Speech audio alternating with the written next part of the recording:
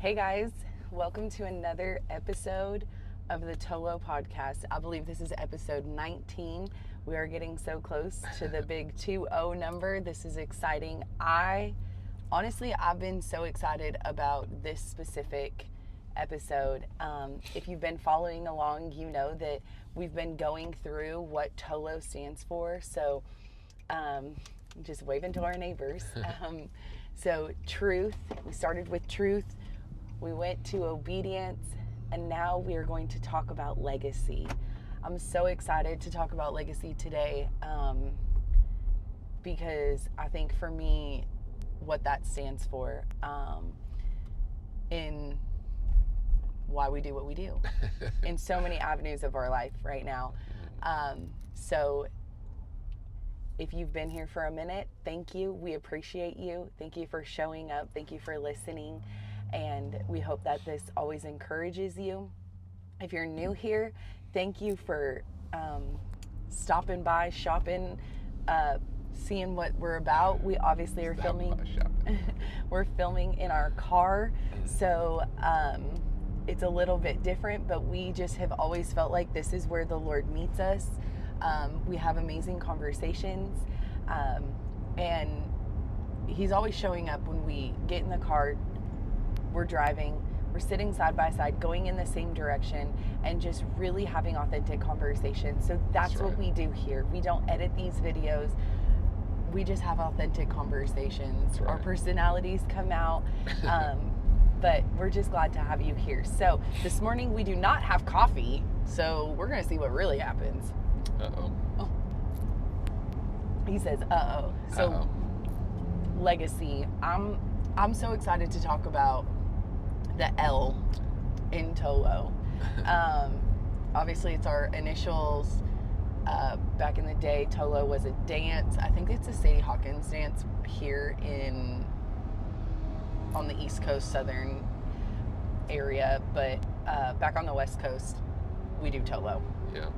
But it was always funny because Tim Olivarez, Lindsay, my maiden name is not obviously Olivarez, but it was just fun to get to dress up, look the same. TOLO dance, you always dressed up alike. Yeah. And so this morning. The girls asked the guys. Yeah. And he always said yes. Yeah. What can I say? Lucky me. So, legacy. I think what I love right now in this season of life, when I really look at just different avenues of what we have going in our life, legacy is something that just is standing out and is illuminating to me, because that is what I feel like the Lord has really put inside of us. I guess I shouldn't speak for you, but I am, so hopefully that's not wrong. I feel like that's what the Lord's putting inside of me. He's showing me that we're doing the why behind what we do. Now, obviously, we do what we do because of Jesus and sharing the gospel, sharing the good news, sharing what He's done in our life.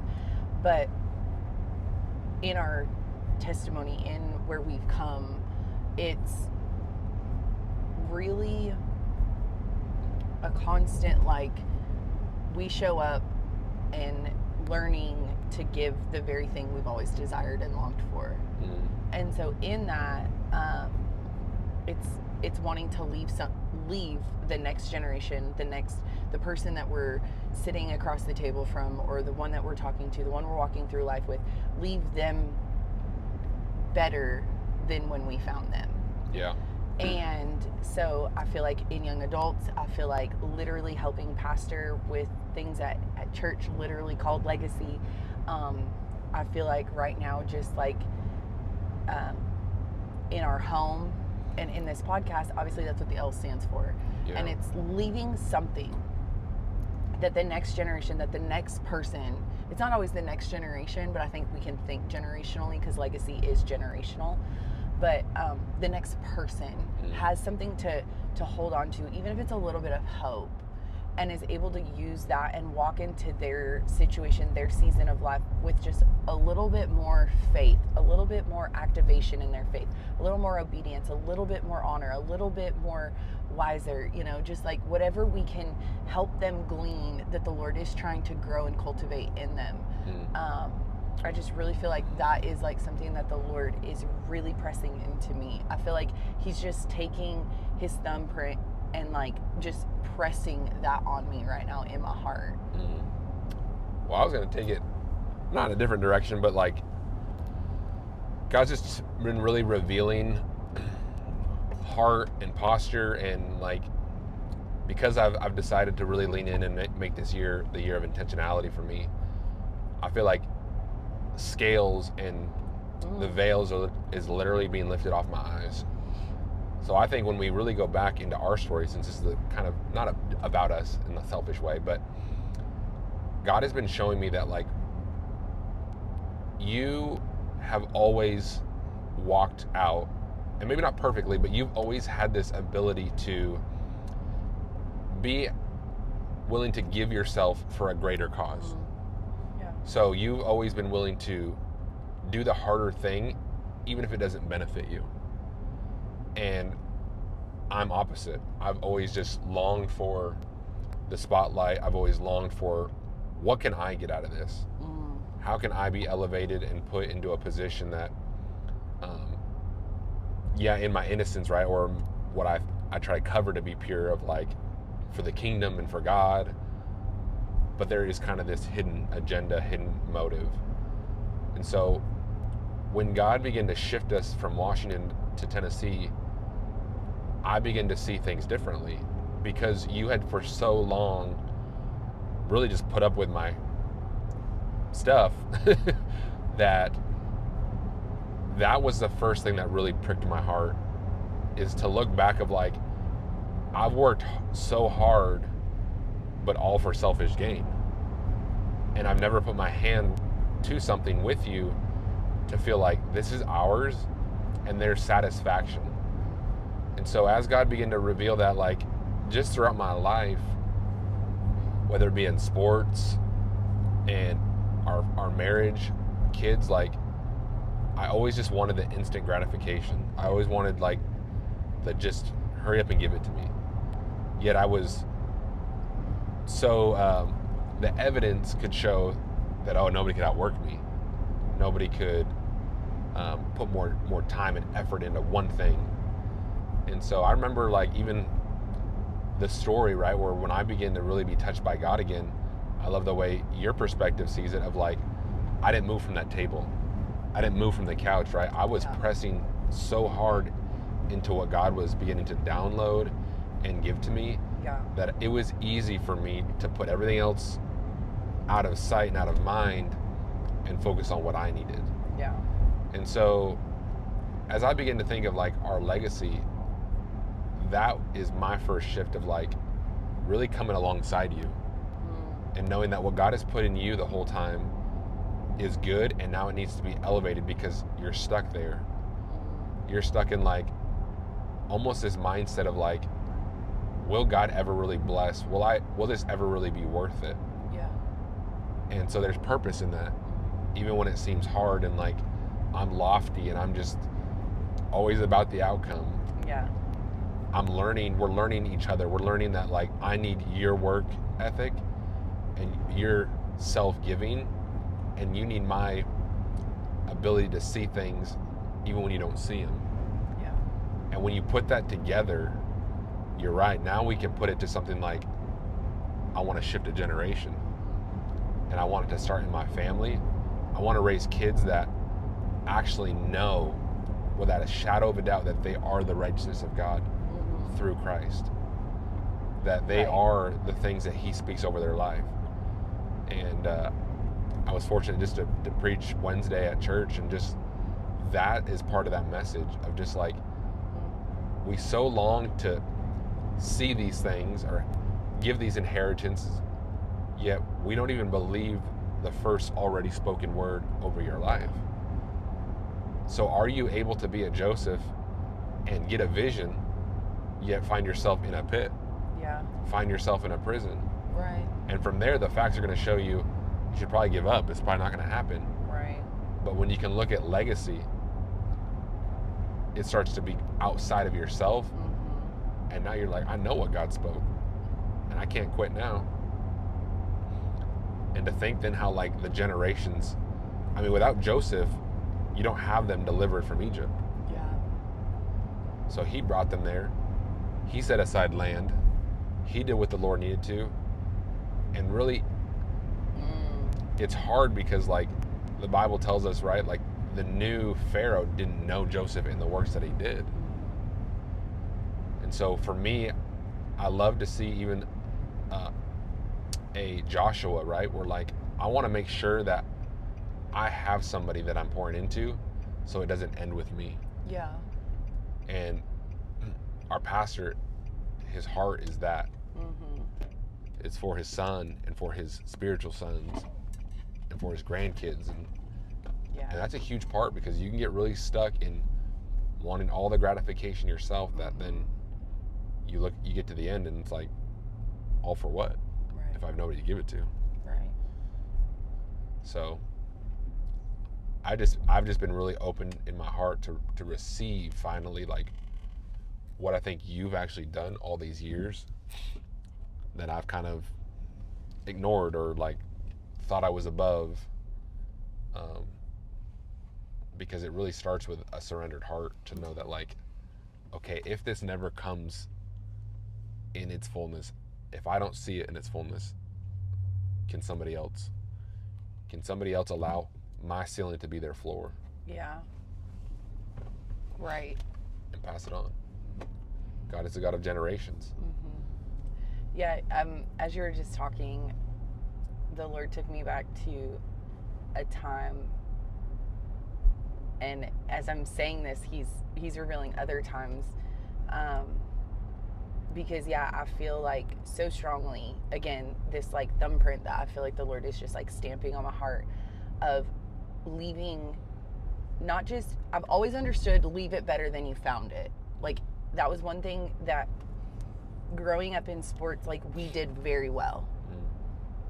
I don't care if it was from the field to the practice field to the hotel, like it didn't matter. You always left everything better than you found it. So I have this ability to long to do that. Like it's something that I don't understand. Like when I'm at church and we're leaving and we tend to be some of the last people to leave, and like I will look in the cafe and people have just left trash, and I'm like, all you have to do is pick that up and like the garbage is right there. Yeah. And like it doesn't, like in my mind it so doesn't make any sense. Like make it make sense. It doesn't make it make sense. And the Lord was just showing me senior year, if you know my story, you know I broke my face my senior year of high school, and so we were supposed to go back to the state tournament and quite honestly win it for the second time in a row. We had won it my junior year. We were supposed to win it again, and this was 2 weeks before districts that I broke my face, and the Lord was taking me back to being in the hospital, literally having surgery 3 days before districts, because I kept telling the doctor, like, okay, so like after surgery, if I wake up and I like can do all the things and you know, I get discharged from the hospital, like I can play, right? And I remember him saying yes, because like in his mind, he's like, there's no way you will do that. Yeah. Like there's no way you're gonna feel good. There's no way you're gonna get out of this bed. Like and sure enough, like absolutely not. Like there was no way that was gonna happen. But in my mind, that was my goal. Yeah. Like if I get out of this bed, if I feel halfway decent, I can compete. Like I remember convincing myself I'm competing. Like, and again, that was not gonna happen. Like, but the Lord just took me back to, and this is kind of silly, so bear with me. Like, yeah, there was nothing in line, because when they went to play at districts, they lost. Like my team lost. There was nothing there. So they were solely, whether they wanted to admit it or not, Darcy would, they were solely dependent on me. yet nobody else wanted to put work in to actually rise and raise their standard to be able to truly leave something. And so, and this is so amazing because this week I've been really thinking about Darcy and just like really praying for her, and I should really reach out to her, but because she was so impactful in my life. And in that time of my life when I was going through things, like, she was an anchor. She was a safe space. She also, when I broke my face, I know I'm going a little bit down a rabbit hole here, but like, when I broke my face, we were on school grounds. She technically wasn't allowed to like drive me to the hospital, legally speaking. But she then made a decision, like, Lindsay, let me drive your car. And I was in no state to like say no. And she was like, I'm taking you to the hospital. Like, that is what I'm doing.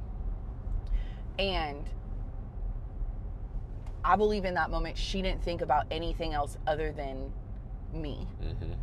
And so I love that the Lord is just, I think just for a moment, like, I'm just soaking in a moment of like, wow, Lord, you are so amazing that, I mean, this will be 16 years after the fact. And like, this is what you're bringing to remembrance, to like, I could literally cry right now. And so that's why I kind of wanted to take the moment to just feel the moment. But how sad, like, Darcy, I know I can cry on here all the time. But like, how Darcy can't, as the coach, right? She couldn't force anybody else to pick up the mantle and pick up the responsibility, pick up the desire, pick up the longing to actually put the work in. She can only lay out the plan and the process. She can only do her part. And from there, yeah, they didn't do all that they were supposed to do. What we were supposed to do as a team, as a school, we didn't even meet that, and we should have. Right. Nobody should have outplayed us. Well, we were missing something. Well, it shouldn't be solely around one person. And that was the mistake. Not that Darcy could have changed that. You can't change people, but it's knowing that there has to be something left for it to continue. So yeah, then ever since then, their softball team has never been where we were 16 years later. They've never, I mean, I bet they've gone to districts, but they've never, they've never won districts. They haven't gone to state. So there was never a legacy left. And that just like, that then the Lord was showing me how that kind of happened a little bit with Triple Threat. Like, we were so, like, the longevity, the legacy, you were always passing down to the next team, the next freshmen that were coming in. And you as seniors, you made sure these freshmen knew, because when they were seniors, they had to do the same thing to the freshmen, right? It was a constant cycle of like knowing the expectation, knowing the desires, knowing what was necessary. Like, you knew the goal. Yeah. You knew the mission, and it didn't matter. Like, the people before you just plowed the way, and you just followed and kept plowing too. Yeah. And so I think to this day, it looks different, but if we were to go back home, I mean, there's remnants of that team, but like how for so long it was something so stable. And I know I'm using sports and teams, but I mean, God's in that too, and can show up in that, of like how legacy is so important, because how, like you're saying, one person can all of a sudden just after years not know, after a moment not know, and all of a sudden shift, and then it changes everything, and you don't meet the capacity that you were supposed to grow into. But it's not singular. Right. And I think that's what I love that the Lord is teaching us right now, is like, you're really good at doing what God is calling you to do, and I am good. Okay, we have not arrived by any means. I'm not trying to make it sound like, oh, we've arrived and you're so good at it. Do not think that, please. Like, Don't worry. You're walking in the things that God is calling you to do. I'm walking in the things that God's calling me to do. Yet we're we're forgetting that he's asking us to join our walks with him, like you and I as a married unit. And how then that can affect the next generation. And how it really is so important. It's so important to, yes, link arms, but we've got to teach this next generation, and we have to do it from a place of hope, right, and an eager expectation. The Lord is bringing back to, do you remember a couple of years ago in August when the Lord just put to have an eager expectation on my heart? Like, I mean, I have a hat of it and everything. And I feel like he slowly in the last week has been like bringing that into my prayer life again. Yeah. And at first I was like, why, Lord? And last night he kind of illuminated a little bit of why. And now I feel like he's bringing it more full of the reason why is because if I can have an eager expectation of the things that we're pouring into this next generation of young adults, you know, youth, and our children and the people that we're walking with, again, I know we've said it, by the time Mateo, who's 3, grows up and is a teenager, that boy ain't gonna think he's anything less than the righteousness of God. Like, not self-righteous. And that would be the ultimate goal, right? Changing and shifting a whole generation, that 4 generations from now, us being the first. Mateo technically isn't the 4th, but it would be the one right after him, right? He would be in the middle of the 3rd and the 4th. That you're talking about watching a world be very different. Yeah. Like, can I be that hopeful? So 4 generations, you're talking about a whole heck of a lot of, you're talking about the end of our ministry life. Like, you're not talking about something that's going to happen in 10 years. Seeing it in the fullness. Right. And so I think that's what the Lord has been showing me through Pastor Shane, is like, if I do my part, if he does his part with us, and I do my part with the young adults, and they do their part with our children, and then our children does their part with the young adults' children, look at how different our world would be. Right. But it starts with submission to a mission. Submission to the mission. And yeah, having this eager expectation of like, no, I want to see that. So when we meet with these young adults, especially this week, because we didn't have young adults last week, that's what I was praying in worship. Like, Lord, I want you to be, I want the things that we sing about you, Lord, to be so real that those are the things that get rooted in their heart, that they can't waver from that. And it's why, yes, my worship, when I make the worship playlist, it's very different. But it's because I want the truth to be spoken.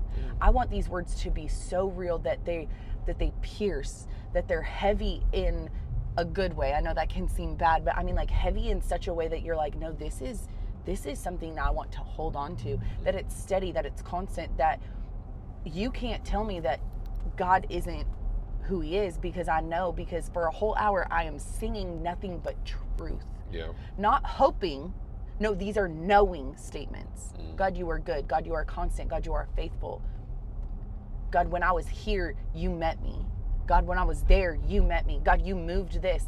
You healed. Like, I want it to be so real that they do not question his nature and character. Because when they start speaking it out of their mouth and getting it out of their mind and out of their heart, that is when they're bringing it to reality. Right. That's the legacy I want to leave. Sheesh. I'm pretty sure I was going somewhere else, but we just got there. Okay, Lord. I love it. And when you were talking and you were using kind of like, not that it's an analogy because you actually lived it, but just the whole softball kind of story, it made me think of like, it's the exact same thing with God. And it's almost to the point where I'm learning, like, I don't think it's that people don't believe. It's just that, like, it's the simplicity of they want him to do it for them. Yeah. And they don't really understand that they are partaker, Yeah. that they share in the same divine nature. Mm-hmm. And so I mean, you know, obviously my heart of what I long for my ministry to be and what, but just to get people like, it's literally as simple as just actually believing what he said from creation. Mm-hmm. And wondering why, like, what is separating you from that truth? Because we see God move in all these different ways, and we want blessings. And oh my goodness. Oh my goodness. Jeez, sorry. We want all these things that benefit us, Mm-hmm. and I don't know. It's just like I want them to understand that the spirit realm is so real, and it's not this like super crazy mystical thing. Mm-hmm. It's very practical. Right. It's literally as real as like God has gone before you and made the way. Now it's just your time to like walk with him. Mm-hmm. And Yeah. and we just like get stuck. We get lame in our issue Mm-hmm. and blaming people without just believing the truth. Yeah. And so, yet I get it, right? Your mind is natural by nature. It was meant to process information, and you know, so when symptoms and facts start coming, like I get that it's easy to simply believe that. Right. But it's pulling the unseen into reality, to have such a belief for it. Right. That like then I think of like all the years that I being a little girl, going to Western softball, going up to Canada, watching the Canadian Cup, like watching Olympic softball, being in that. And I'm talking little girl, right? Mm-hmm. And thinking, one day that will be me. One day that'll be me. And going out, and I remember being in the yard, and like, because my dad would say, if you can't even practice in the yard, why would I drive you? Take my time. And he didn't mean it in an ugly way. So like everybody who's like easily offended, my dad is a good man. But it taught me something. It taught me if I can't be content showing up in my yard, where will it be enough? Right. So no, I learned how to like go outside barefoot, not worrying about my shoes, not worrying about the conditions, not worrying about did I have enough, softballs, did I have this, did I have that, like did I have the coolest net, did I have a catcher, no, like he literally drew a box on our shed, and I beat that thing up because if I was pitching, that was the batter, that was the box that was my catcher. It didn't matter. He drew it on there. If you can do it to this, you can do it to a catcher. Like if you can do it with the little, you can do it with the much. Right. That's easy. That's simple. And I remember then it was like, then my eyes were keen to see when I was somewhere else. I always had my stuff. I always had a ball. I always had my minimum. Didn't matter if I was in, sandals, I guess. It didn't matter my shoes condition. It didn't matter what I was wearing. I can think of multiple times when I was with you and I'd be like, let's go over to the ball field. And you're like, you're in jeans. And I'm like, that's fine. And like, give me some shorts. Like, yeah, either I asked you to borrow some shorts or like we just went in my jeans. Like it didn't matter. I can think of times after church when I would be in a dress and my mom would get so mad and I'd be like, Dad, because at the church there was a field, and I'd be like, Dad, there's a field, let's go.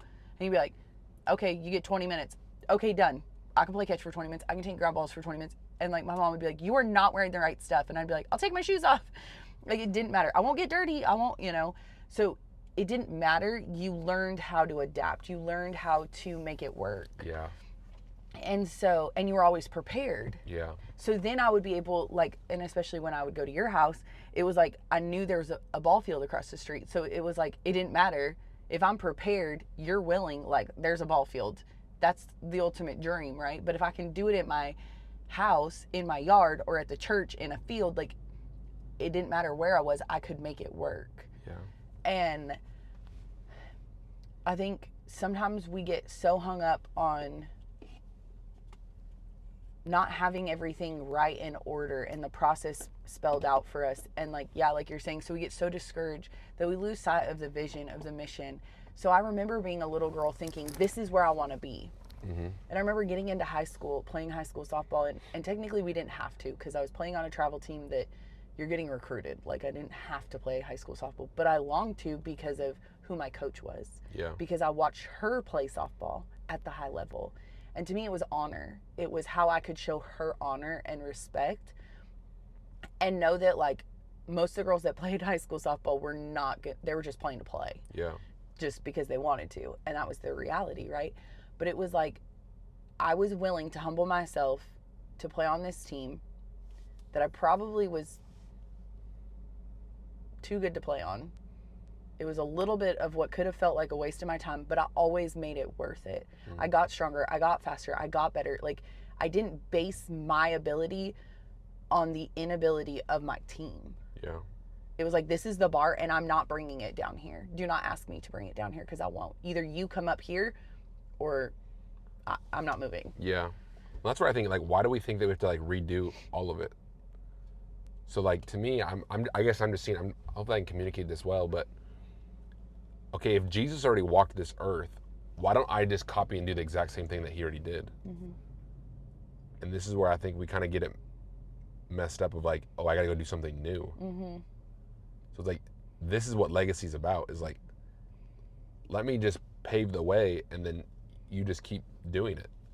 And that's where I think I find so much comfort of, like, to these young adults, I'm like, I'm not really doing anything new. Mm-hmm. I'm taking the old ancient path. Mm-hmm. Because when you go back to center, when you go back to the one who already had a plan from the beginning, it takes all the pressure off you. Mm-hmm. Yeah. But it's almost like, I think we like the pressure because then we can get through it and then say like, oh, but I did that.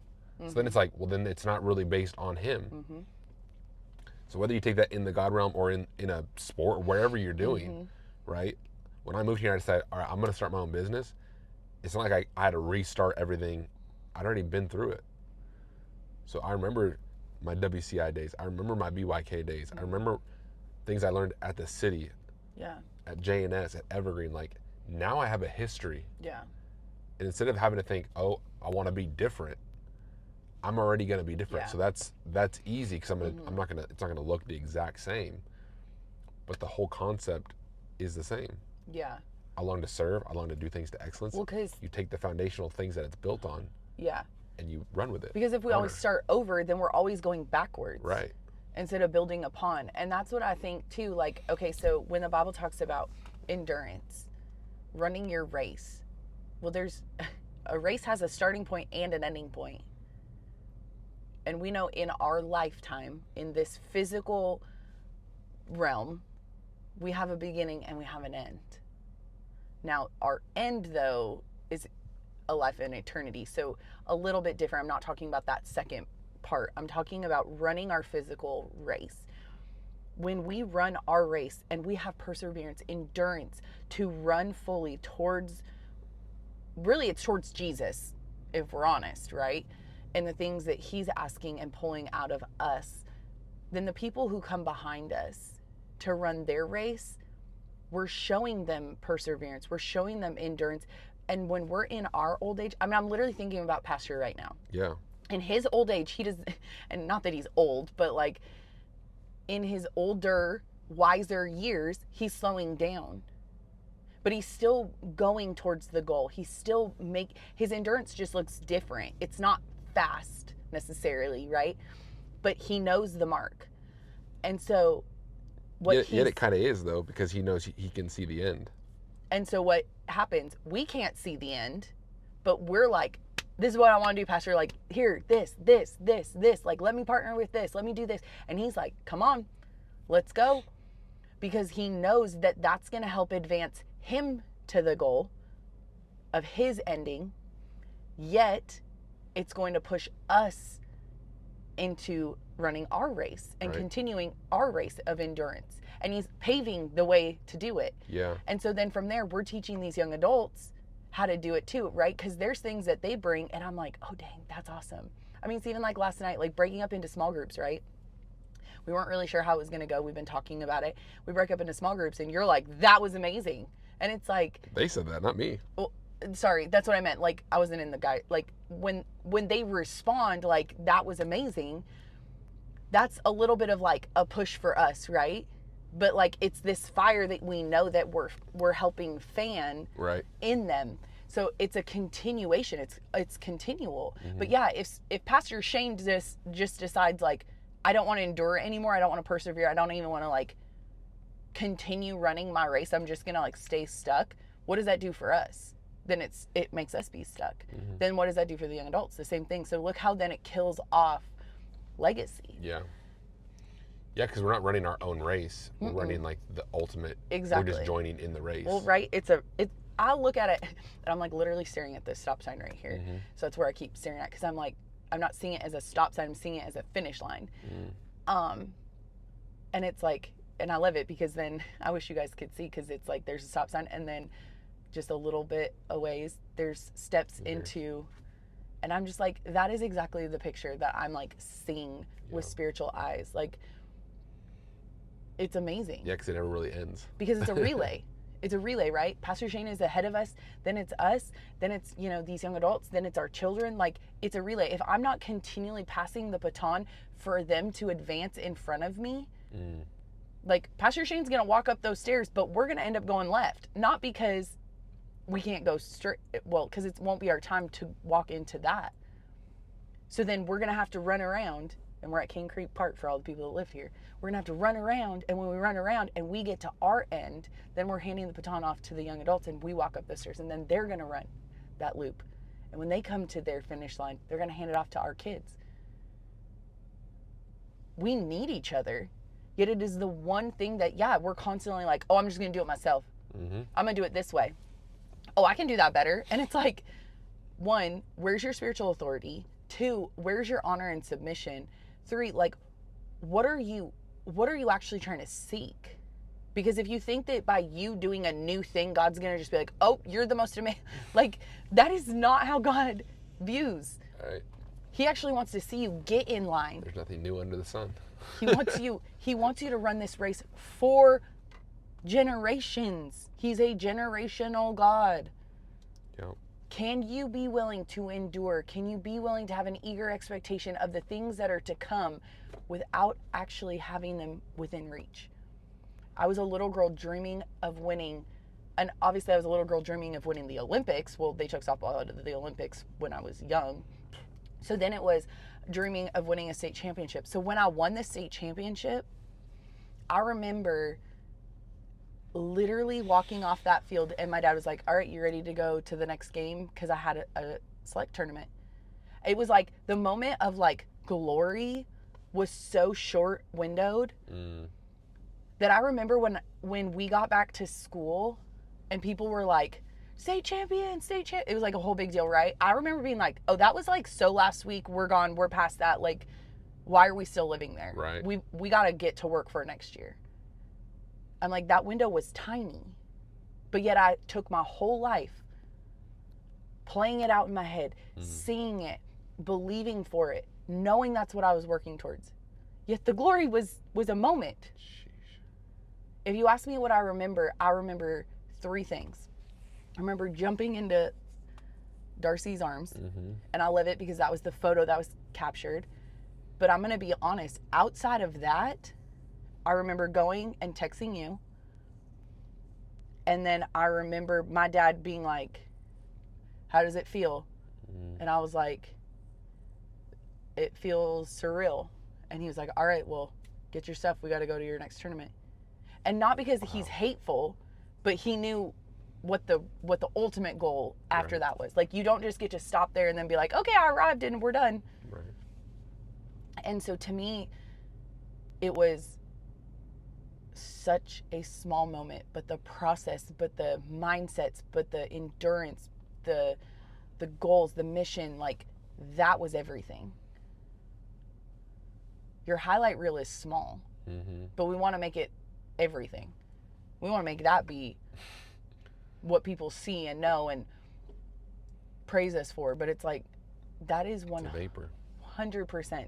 Like, anytime you're in a high moment, it's so small compared to everything you had to push through and endure. Yet, the process is the thing that we skip. Right. But legacy is the process. Legacy is what we're leaving. Reckon me. That's good. Legacy is the thing that, and I think too, people want to say like, oh, I'm leaving my legacy for my children and my grandchildren, like in finances. And that's great. I'm not coming against that. Right. Like, the Bible is very clear about leaving an inheritance to your children and your children's children, and I'm not against that. But what if your legacy that you left was how much you loved the Lord, was endurance, perseverance, was running a race that was worth somebody copying? Well, again, when you do it his way, that's a secondary consequence. You won't have to worry about the money. Right. You won't have to worry about those things. So do it his way. Stop trying to do it your own way. Stop trying to chase money because, I got to leave a legacy, that you forget the most fundamental thing, love. Right. Relationship. Like, that is Because one you can have all these other things, and without love, it's nothing. Sorry. No, you're great. I just was thinking of Grandma Carol. Like, Right. Grandma Carol's life left a legacy of children and grandchildren and great-grandchildren. And to me, every time I hear the blessing, every time in March, I think of her.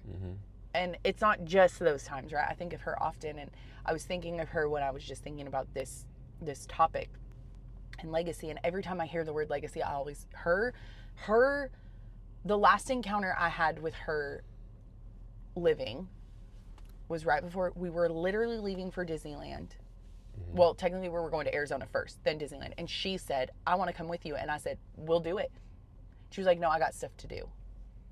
And I think there was a small window of my life where I felt guilty of like, I should have pressed that harder. Like, no, Grandma Carol, you need to just come with us. It doesn't matter that you just had I think she had knee surgery or hip surgery. Like, it doesn't matter. We'll take care of you. Like, 2 of your kids are coming with us. You know, you've got 2 of your grandkids that can help take care of you. Like, we will help you. And I just remember like her being so excited. Like, no, you need to spend this time with, your Aunt Kim and Uncle Joe and your parents. Like, I want this for you. Like, my last encounter with her was so generational minded that, like, I'm so thankful that is the last encounter I had with her. Because then from there, she gets sick, she passes, and it was what elevated our faith. It activated and elevated our faith. It had to activate it first.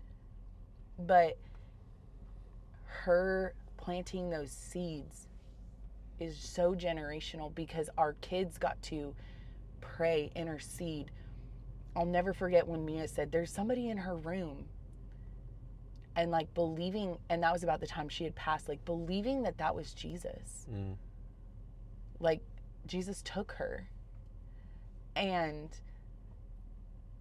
I don't know, just like the things that in the end of her life, literally, that spoke volumes, that then pushed us into, ultimately being where we are right now. Like, that is a legacy. And think about it. So if we want to talk about 4 generations, so it's her, then it would be my parents, then it'd be us, then it'd be our kids. Like, it is being passed. So do we let it die or do we continue it? And knowing that, like, she worked so hard her entire life to do things for the church, and I mean the physical church, because she had such a desperation to watch families long for the things of God, to be united, to not be broken, to walk through brokenness, though, because she walked through it with her own kids. She walked through it with other people in the church. She walked through it with widows, even though she was a widow herself. She was walking through her own brokenness, yet giving the very thing that she desired because she had the strength and perseverance and endurance to do so. Like, she never complained. Yeah. She showed up. She worked till the last day. Like, this woman was invincible. Well, that's what happens when you get so close that you are connected to the heart of the Father. Like, I don't even think people understand how much love he has for his church. Mm-hmm. So much that he calls it his bride. Yeah. So, man, that's good. This is so good. Legacy is something that I feel like we miss, or we misrepresent it, we misuse it. Because again, I think most of the time people think of money. And I really just want to live a life of legacy. I want to live a life that is so full of legacy that every time that I'm having encounters with people that, and I'm living my life in a way that they can see it, but when I have intimate conversations and encounters with people, that they're able to just glean something, not because of Lindsay, but because of who God is and what he's speaking, that they're able to pass that along, that they're able to be encouraged. I want people to be able to endure the things in their life, not because they think that God is out to get them, or like, oh, we just have persecution because Jesus had persecution. I mean, I believe all that. That's a whole nother story. But to know that, like, God, I'm going to walk in such a way that when I finish my race, there isn't one person, not just one person behind me, but there are generations behind me that are building off of the things that I learned before me. If I take what Grandma Carol taught me, what Grandma Pat taught me, what my great grandma Danielson taught me, my great grandma Danielson taught me how to pray. If I take that and I teach the girls, like our well, all of our children really, but our daughters, how to do that, like at 9 and 11, what could happen if they believe that when I seek the Lord, he hears me and he answers? When I speak to the Lord, I know he hears me and I wait on him to answer. But I know he's close, so I don't have to worry and beg him to do something time and time again. I know that I speak with authority. Right. And I can shift a room. That's why it's so important to have a relationship and to resemble that. I think, again, so many times in our frustration, we want to just like yell and, oh, you got to do it this way. And like, I feel like he's calling me out right now. Okay. It's fine. No, I just think. I know. I'm just saying. I mean, it's why like I live my life like that. It's so easy. Yeah. That's the easy way. Yes. Of just let me yell at you and like fix you.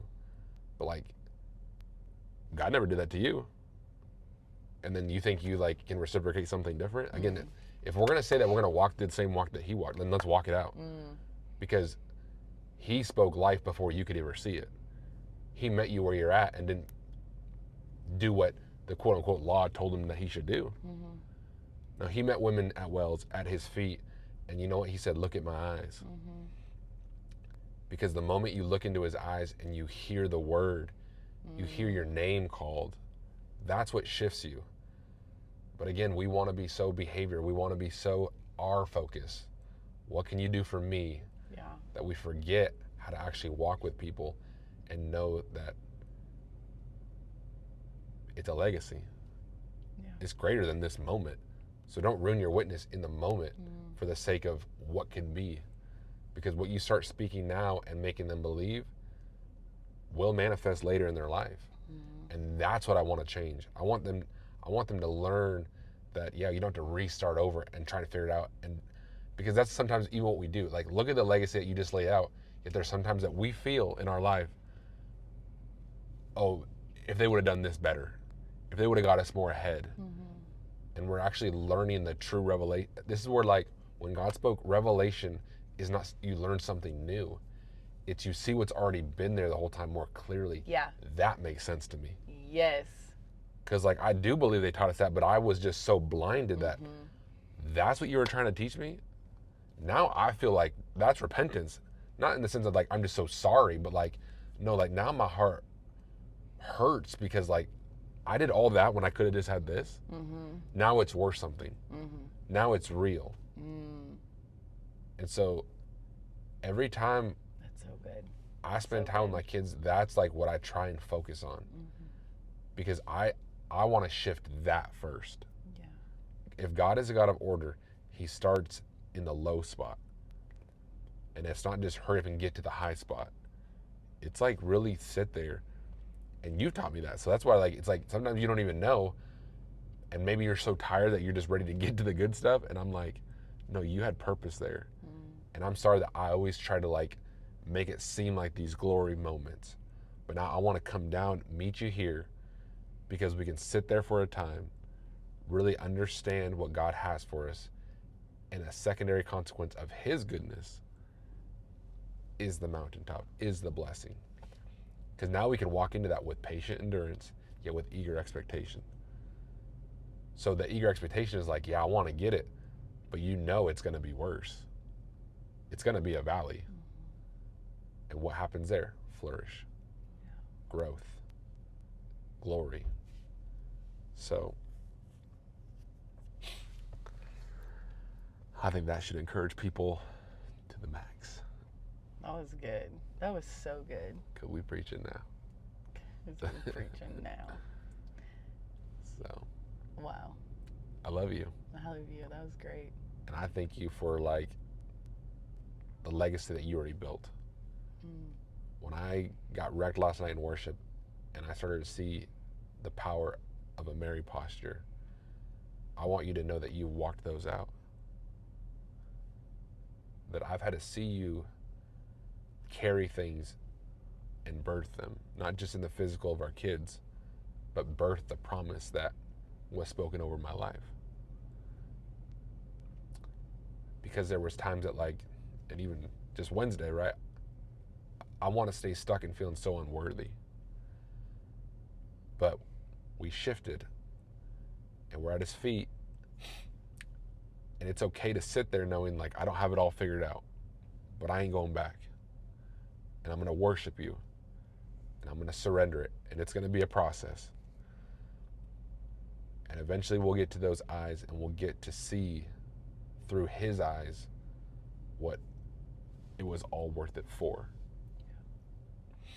And so I pray that like, as I'm just trying to press in and continue to walk that out, that you would see that it is the blessing of the Lord to get to let you watch me walk out what's been in me the whole time. And I also don't want you to think it's just about me, because I'm not going to forget, and I want to bring you. I want to walk with you. My desire for the last couple of years, and especially the last year when we started 633, is like, I just want to grab your hand and put our hand together for us. Because I think I always covered up with like, that's selfish. That's not of God. But yet God is like so evident of like, it's okay for us to have us and not to be so outward focused, that as we get in order here, it'll be a secondary consequence, because everywhere we go, people will be like, man, they're different. What they have at their core is different. How they walk and how they talk and how they know how to have a relationship is different. So I'm just done being outward focused with that being like the intent. I want to be focused here first and knowing that that will just happen naturally, because it's who he is. He spent hours and hours in prayer and dealt in seconds with demons, with healings. I mean, he would just look at him and say, get up. 2 seconds. Stand up and walk.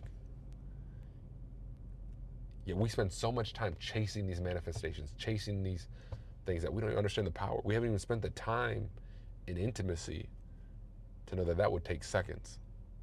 That's one word. But you got to build a lifetime at his feet.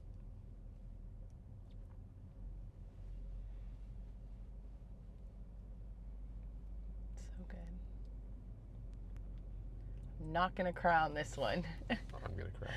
I'm not going to cry on this one. Or I'm going to cry. But my poor eyeballs, they've been hurting. I love you. I don't even know how to end this. Oh my goodness. Well, I hope this encouraged you. I hope this touched you. I hope this brought something to light. I hope that this made a difference.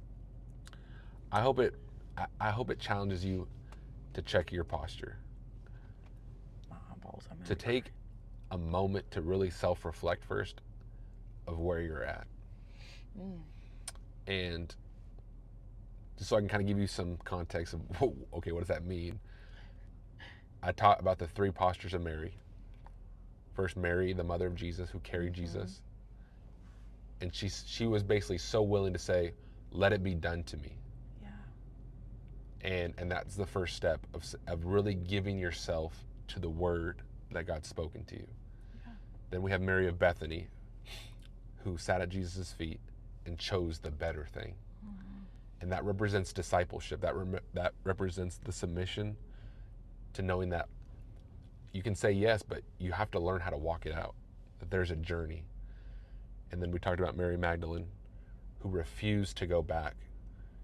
She had the honor to lock eyes with him and go to the tomb because she refused to believe that he wouldn't live. And that is the highest level of just intimacy we can get, and knowing that he is who he says he is. So as you reflect on where you may be, jump in his race. Know that everything in your life had a purpose and had a season. But when we truly get to the in him dimension and agree that his word is the final word, you feel so much more purpose, and you can see the evidence of him everywhere. I loved how today you used his fingerprint and his thumbprint. It's a seal. It's a seal of what he's already spoken and who he's called you to be. And it's finished. So there's no looking back. And we pray that through this podcast and through these conversations, that you just begin to see all that you are. Yeah. Our biggest prayer when we move here is just that we would become whole, and that we would help a generation shift so that they can be whole. We're not trying to do a new thing. We're trying to do what's already been here and jump into the legacy of the kingdom. It's the power of already, not yet. Yeah. Amazing. So we love you. Be encouraged and live your legacy in the Word of God. Yes. And watch what he can do. TOLO out.